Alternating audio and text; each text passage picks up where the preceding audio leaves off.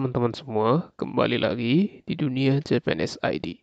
Semoga teman-teman dalam keadaan sehat dalam menonton video ini. Dan tentunya tetap semangat dalam bahas soal-soal P3K ataupun CPNS. Karena target dan tujuan dibuatnya channel ini adalah untuk membantu teman-teman dalam menghadapi tes CPNS dan P3K di tahun 2021 ini. Oke, pada video kali ini kita akan uji kompetensi teknis PPPK atau P3K. Sebelumnya, kita sudah bahas soal-soal kompetensi teknis pada video sebelum-sebelumnya. Untuk itu, kita akan mencoba mengujikan kembali soal-soal tersebut dan seberapa paham dan ingat teman-teman akan soal-soal yang sudah kita bahas. Bagi teman-teman yang belum menonton, silahkan videonya ditonton. Linknya ada di deskripsi video ini. Saya sarankan untuk menontonnya lagi agar lebih mengerti dan terbiasa dengan soal-soal yang akan diujikan nanti di tes P3K. Karena pada bagian tes kompetensi teknis ini merupakan skor yang paling banyak. Jadi, teman-teman harus mencuri poin pada kompetensi ini ya. Dan saya ingatkan bagi teman-teman yang belum subscribe channel ini, silahkan di-subscribe agar teman-teman tidak ketinggalan informasi, soal dan materi tentang CPNS ataupun P3K. Oke teman-teman, untuk video ini silahkan teman-teman mengikutinya seperti ujian sebenarnya, supaya teman-teman terbiasa dan tidak gugup lagi nanti pada saat ujian sebenarnya berlangsung. Banyak orang seperti itu pada saat belajar mengerti, tapi pada saat ujian menjadi blank atau gugup, sehingga gagal. Untuk itu, supaya terbiasa dengan ini, saya buat tryout atau sebuah uji kompetensi supaya teman-teman terbiasa. Posisikan sekarang diri kita seperti mengikuti ujian sebenarnya. Oke, teman-teman, untuk mengikuti video ini ada beberapa tata cara yang sudah saya siapkan. Antara lain, yang pertama, jumlah soal dalam video ini ada 40 soal, sesuai jumlah soal yang akan diujikan di tes kompetensi P3K 2021. Yang kedua, saya akan bacakan soal beserta opsi secara lengkap. Yang ketiga, saya akan beri jeda 3 detik setelah saya selesai membacakan soal agar teman-teman dapat menjawab terlebih dahulu soalnya. Jika teman-teman butuh waktu yang lebih banyak, silahkan videonya di pause. Yang keempat, untuk teman-teman yang ingin menghitung skor kompetensi teknisnya, silahkan dicatat jumlah poin yang benar. Setiap poin yang benar dikali 3 poin dan salah 0 poin. Dan untuk teman-teman ketahui, untuk passing grade dari kompetensi teknis ini adalah harus akumulatif 65 skor. Oke? Langsung saja kita ke soal nomor 1 dalam uji kompetensi teknis guru. Soal nomor 1. Untuk membantu perkembangan siswa secara maksimal, guru dapat menggunakan strategi pembelajaran yang bersifat demokratis. Salah satunya metode diskusi. Hal ini dilakukan untuk mengembangkan diri siswa pada aspek. Jawaban yang paling benar adalah iya, D. Kepribadian. Pembahasannya, seorang guru dapat menggunakan strategi pembelajaran yang bersifat demokratis dengan menerapkan model bimbingan bagi siswa, baik secara individu maupun kelompok. Salah satunya dengan metode diskusi. Hal ini dilakukan untuk dapat membantu perkembangan sosial siswa secara maksimal. Oke, kita lanjut ke soal nomor 2. Suatu teori belajar dikembangkan untuk membangun prinsip-prinsip belajar secara ilmiah. Ini merupakan tujuan dari teori belajar. A. Insight, B. Kognitif, C. Conditioning, D. Connections. Jawaban yang paling tepat adalah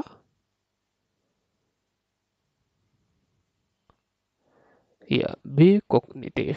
Pembahasan. Kalau insight adalah pemahaman terhadap hubungan antara bagian dalam suatu situasi permasalahan dan menganggap bahwa insight adalah inti dari pembentukan tingkah laku. Kalau untuk teori conditioning adalah suatu proses perubahan yang terjadi karena adanya syarat-syarat atau condition yang kemudian menimbulkan reaksi ataupun respon. Dan teori belajar connectionims adalah salah satu teori belajar yang berasal dari aliran behavior. Behavior sendiri adalah salah satu aliran dalam psikologi yang pada dasarnya menaruh perhatian pada berbagai aspek perilaku manusia yang dapat diamati dan diukur. Dalam mendefinisikan perilaku, teori-teori belajar kaum behaviors menekankan perubahan dalam perilaku sebagai hasil dari koneksi atau asosiasi stimulus respon yang dibuat oleh pelajar. Oke, kita lanjut ke soal nomor 3. Jika siswa terlihat bosan dan tidak antusias mengikuti pembelajaran, guru sebaiknya melakukan hal-hal berikut ini, kecuali A. Menggunakan pembelajaran berbasis game, B. Menggunakan pendekatan active learning, C. Melakukan pembelajaran di luar ruangan, D. Menyarankan siswa untuk menahan kebosanannya. Jawaban yang paling tepat adalah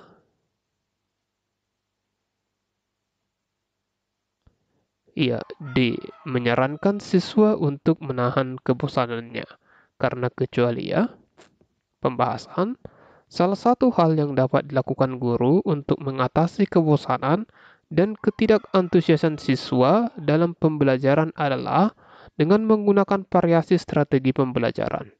Dengan demikian, guru dapat melakukan variasi strategi pembelajaran dengan pembelajaran inovatif seperti pembelajaran berbasis game, pembelajaran aktif atau active learning, pembelajaran di luar ruangan, dan pembelajaran inovatif lainnya. Oke, kita lanjut ke soal nomor 4. Dalam proses pembelajaran di kelas, seorang guru mengidentifikasi kesiapan siswa, seperti tidak mengantuk saat di kelas, tidak mengalami gangguan panca indera seperti mata dan telinga, tidak mudah lesu di kelas, dan siswa dalam kondisi sehat. Kesiapan siswa dalam proses pembelajaran yang dimaksud adalah A. Kesiapan fisik, B. Kesiapan psikis, C. Kesiapan emosi, D. Kesiapan kognisi. Jawabannya yang paling tepat adalah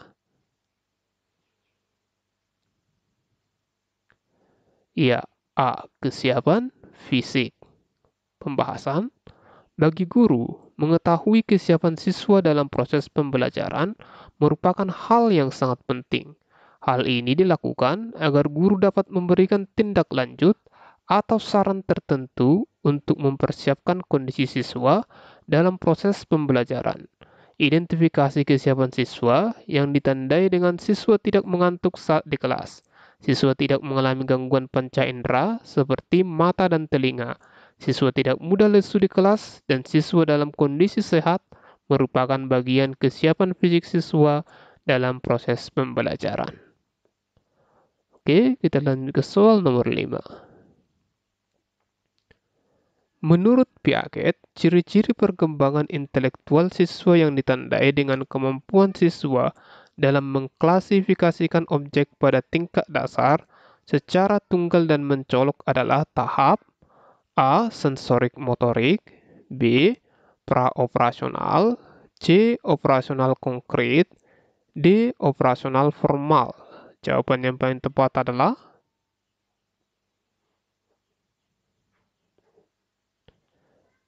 B. Praoperasional. Pembahasan.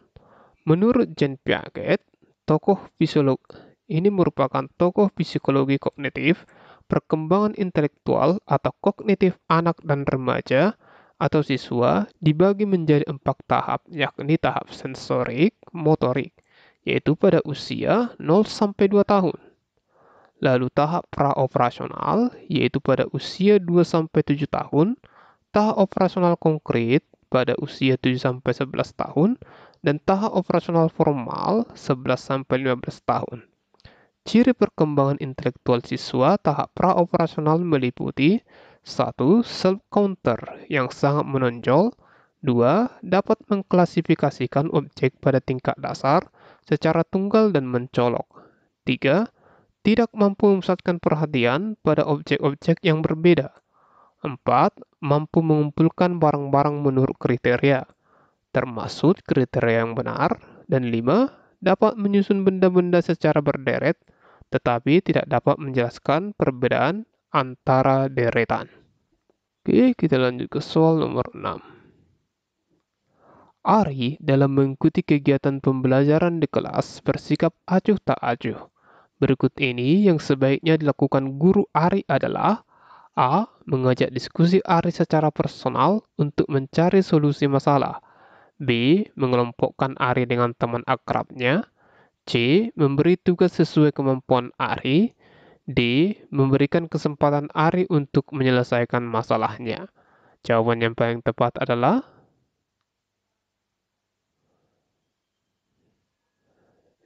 A. Mengajak diskusi Ari secara personal untuk mencari solusi masalah. Pembahasan cara yang dapat dilakukan dengan permasalahan siswa yang tidak siap dalam kegiatan pembelajaran adalah melakukan konseling terhadap siswa yang mempunyai masalah dalam pembelajaran di kelas tersebut. Salah satu cara yang dapat dilakukan adalah dengan mengajak diskusi siswa secara personal untuk menyelesaikan masalah tersebut. Oke, kita lanjut ke soal nomor 7. Anggapan yang keliru atau miskonsepsi terkait siswa yang berbakat adalah: A. Siswa yang berbakat berpikir lebih rasional. B. Bakat dapat teraktualisasi tetapi juga dapat mati. C. Siswa yang berprestasi adalah siswa yang berbakat. D. Menilai bakat siswa dapat menggunakan beragam penilaian. Jawaban yang paling tepat adalah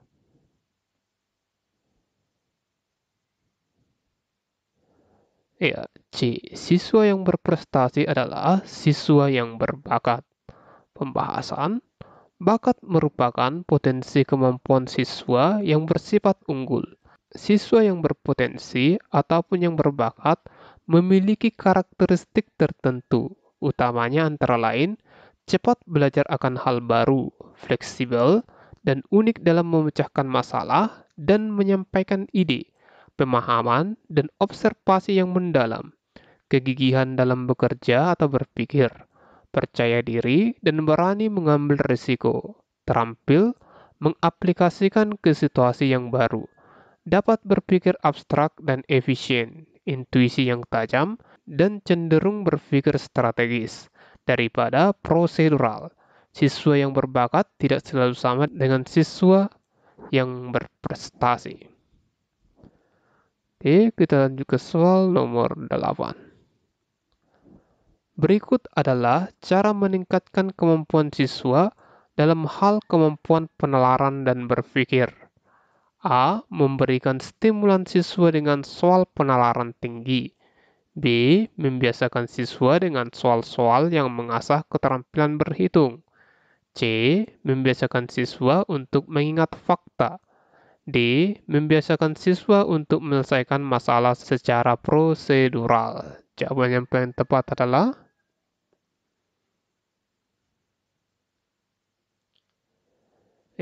A. Memberikan stimulan siswa dengan soal penalaran tinggi. Pembahasan salah satu cara untuk meningkatkan kemampuan siswa dalam kemampuan penalaran dan berpikir adalah dengan memberikan stimulan siswa dengan soal penalaran tinggi.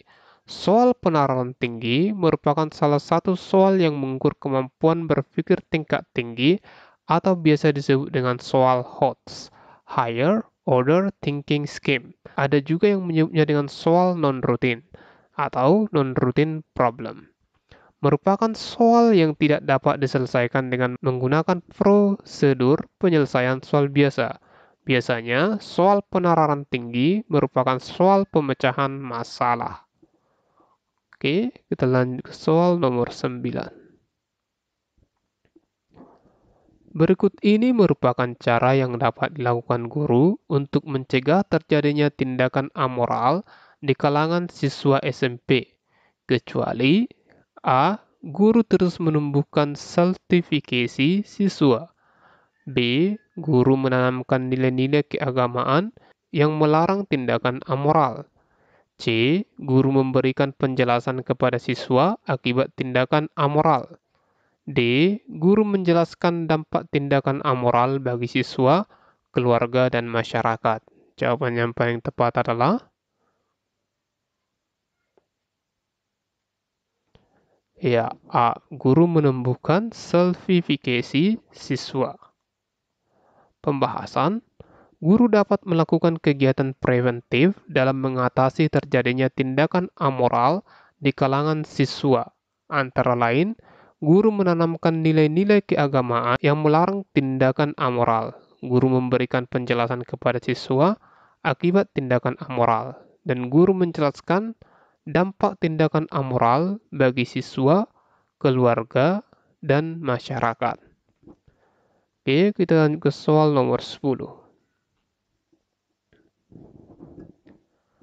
Asih memperoleh nilai yang rendah pada tes harian materi garis singgung lingkaran. Guru matematika Asih menemukan bahwa Asih tidak tepat memodelkan permasalahan dari gambar yang diberikan. Kesulitan belajar Asih adalah A. Memori, B. Reasoning and logical thinking, C. Visual spatial relationship, D. Executive functioning. Jawaban yang paling tepat adalah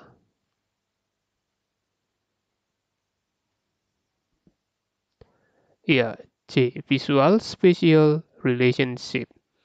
Pembahasan, Barrett pada tahun 2015 mengelompokkan kesulitan belajar matematika ke dalam 3 jenis kesulitan, yakni memori, yakni kesulitan siswa dalam mengingat fakta dasar dan aturan dasar. Kedua, reasoning and logical thinking, penalaran dan berpikir logis, yakni kelemahan siswa dalam penalaran dan berpikir logis. 3. Visual spatial relationship atau relasi visual spasial, yakni kelemahan dalam keterampilan visual dan spasial atau keruangan. Asih mengalami kesulitan visual spatial relationship atau relasi visual spasial. Hal ini terjadi karena Asih kesulitan memodelkan permasalahan dari bentuk bangun dan ketidakmampuan membaca pola sederhana dari gambar dan tulisan. Soal nomor 11. Belajar pada hakikatnya merupakan proses pembentukan hubungan antara stimulus dan respon. Pernyataan tersebut merupakan teori belajar dari A. Skinner, B. Ausubel, C. Thorndike, D. Bandura. Jawaban yang paling tepat adalah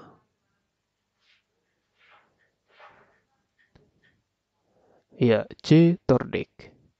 Pembahasan, teori belajar stimulus respon dikemukakan oleh Thorndike pada tahun 1874 sampai 1949. Ia mengemukakan bahwa hakikatnya belajar merupakan proses pembentukan hubungan antara stimulus dan respon. Belajar akan berhasil bila respon siswa terhadap suatu stimulus diikuti dengan rasa senang dan kepuasan. Rasa senang atau kepuasan ini bisa timbul akibat anak mendapatkan pujian atau hadiah atau disebut dengan reward. Oke, kita lanjut ke soal nomor 12. Bu Siska akan menyampaikan materi baru dalam kelasnya. Sebelum memulai proses belajar mengajar, Bu Siska memastikan siswanya siap untuk mengikuti pembelajaran yang akan disampaikannya dengan memberikan aktivitas yang menarik perhatian siswanya agar dapat mengikuti kegiatan belajar mengajar. Langkah yang dilakukan Bu Siska termasuk salah satu penerapan teori belajar A. Brunner, B. Thorndike, C. Bandura, D. Skinner. Jawaban yang paling tepat adalah ya, B. Thorndike. Pembahasannya, langkah yang dilakukan oleh Bu Siska adalah merupakan pembelajaran berdasarkan teori belajar Thorndike. Salah satu implikasi teori belajar Thorndike dalam kegiatan belajar mengajar adalah guru perlu memberikan contoh dalam kegiatan sehari-hari dalam proses pembelajaran yang menjelaskan suatu konsep. Selain itu, guru menerapkan metode pemberian tugas dan latihan atau disebut dengan drill and practice untuk penguatan dan hafalan. Oke, kita lanjut ke soal nomor 13. Salah satu pengalaman belajar berikut ini sesuai dengan penerapan pembelajaran berbasis masalah adalah A. Siswa mendaftarkan dan mencoba berbagai cara menyelesaikan masalah. B. Siswa berdiskusi dalam kelompoknya mengenai suatu masalah. C. Siswa mempresentasikan hasil pekerjaan masing-masing. D. Siswa mengumpulkan data lewat survei dan eksperimen.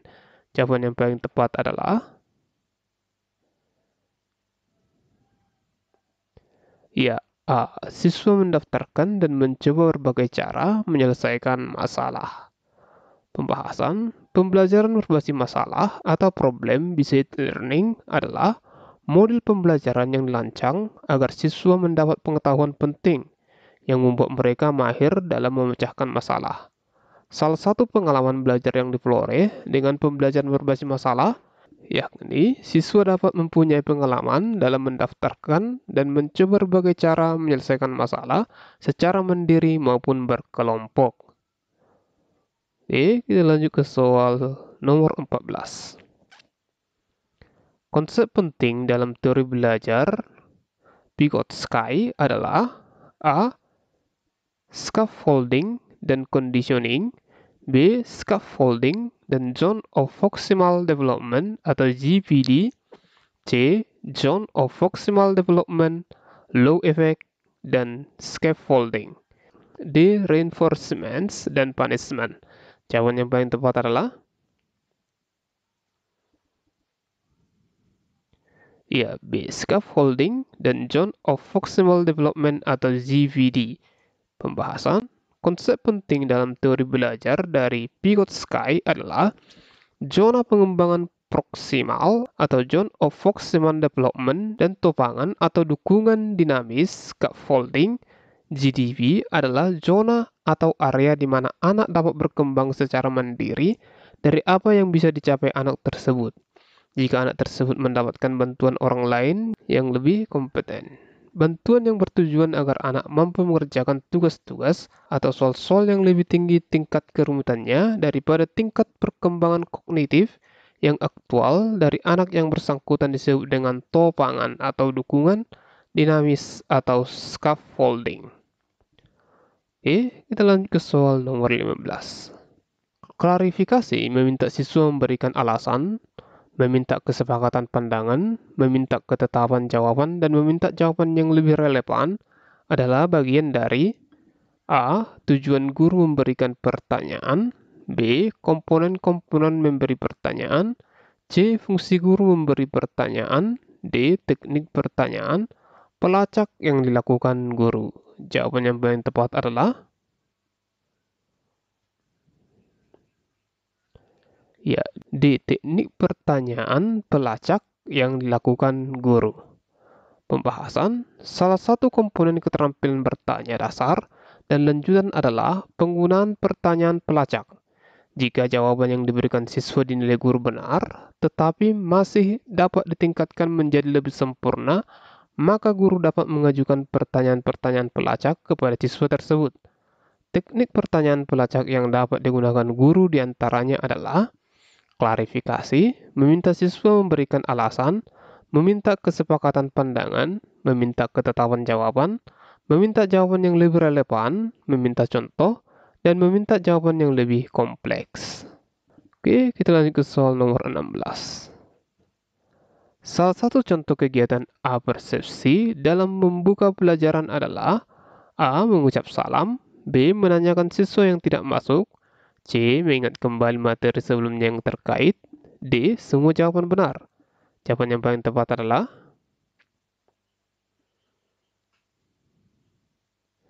ya, B. Menanyakan siswa yang tidak masuk kelas.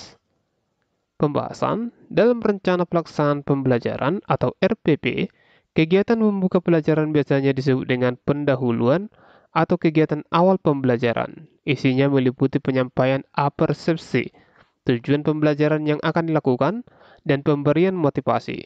Kegiatan apersepsi berisi menyampaikan materi yang terkait dengan materi yang akan dibahas, yang telah diketahui atau dikuasai siswa sebelumnya, baik pada pertemuan sebelumnya atau kelas, bahkan jenjang sebelumnya. Oke, kita lanjut ke soal nomor 17. Model pembelajaran berbasis proyek atau project-based learning memiliki karakteristik aktivitas yang berbeda dengan model pembelajaran lainnya. Berikut ini pernyataan yang benar terkait aktivitas siswa dalam model pembelajaran berbasis proyek adalah: A. Aktivitas belajar menuntut keterampilan siswa yang multi aspek. B. Seluruh aktivitas siswa dilakukan di luar kelas dalam dunia nyata. C. Aktivitas siswa meliputi keterampilan statistika. D. Aktivitas siswa meliputi belajar kelompok. Jawaban yang paling tepat adalah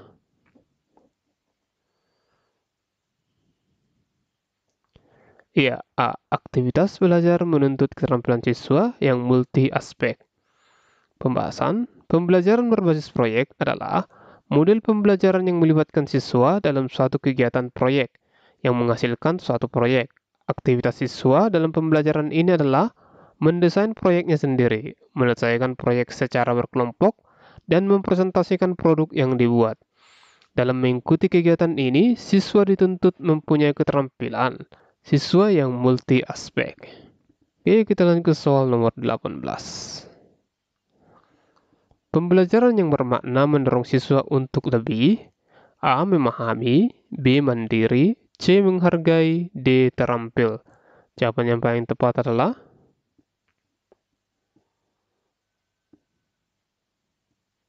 ya, A. Memahami. Pembahasan belajar bermakna merupakan teori belajar yang dikembangkan oleh David Ausubel. Kegiatan pembelajaran bermakna atau meaningful learning akan terjadi jika anak mencoba menghubungkan pengetahuan baru dengan pengetahuan yang sudah dimilikinya. Oleh karena itu, anak tidak hanya menghafal apa yang diajarkan guru, atau belajar tak bermakna, atau rote learning, tetapi anak penting memahami makna atau isi dari apa yang dihafalkan.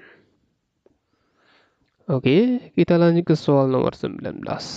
Bu Gita membagi kelas menjadi beberapa kelompok asal dengan kemampuan yang berbeda. Kemudian, jumlah anggota kelompok asal dibuat sesuai jumlah bagian materi pelajaran yang akan dipelajari. Tiap siswa diberi tugas mempelajari salah satu bagian materi tersebut. Semua siswa dengan pembelajaran yang sama belajar bersama dalam kelompok yang disebut kelompok ahli.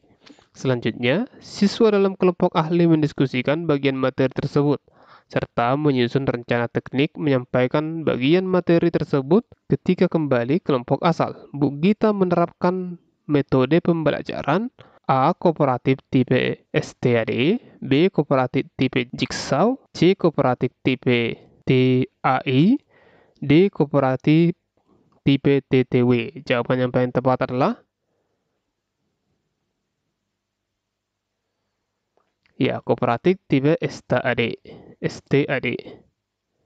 Pembahasan model pembelajaran kooperatif adalah model pembelajaran yang mengutamakan kerjasama dalam menyelesaikan permasalahan untuk menerapkan pengetahuan dan keterampilan dalam rangka mencapai tujuan. Salah satu tipe model pembelajaran kooperatif yakni tipe Jigsaw. Model pembelajaran kooperatif tipe Jigsaw adalah model pembelajaran dengan sintak guru membagi kelas menjadi beberapa kelompok asal dengan kemampuan yang berbeda. Kemudian, jumlah anggota kelompok asal dibuat sesuai jumlah bagian materi pembelajaran yang akan dipelajari. Tiap siswa diberi tugas mempelajari salah satu bagian materi tersebut. Semua siswa dengan pembelajaran yang sama belajar bersama dalam kelompok yang disebut kelompok ahli. Selanjutnya, siswa dalam kelompok ahli mendiskusikan bagian materi tersebut, serta menyusun rencana teknik menyampaikan bagian materi tersebut ketika kembali kelompok asal. Oke, kita lanjut ke soal nomor 20. Strategi pembelajaran lebih luas daripada metode karena strategi A. Terdiri dari semua komponen materi pembelajaran, B. Meliputi sifat, lingkup, dan urutan kegiatan, C merupakan implementasi metode, D merupakan jalan atau alat mencapai tujuan. Jawaban yang paling tepat adalah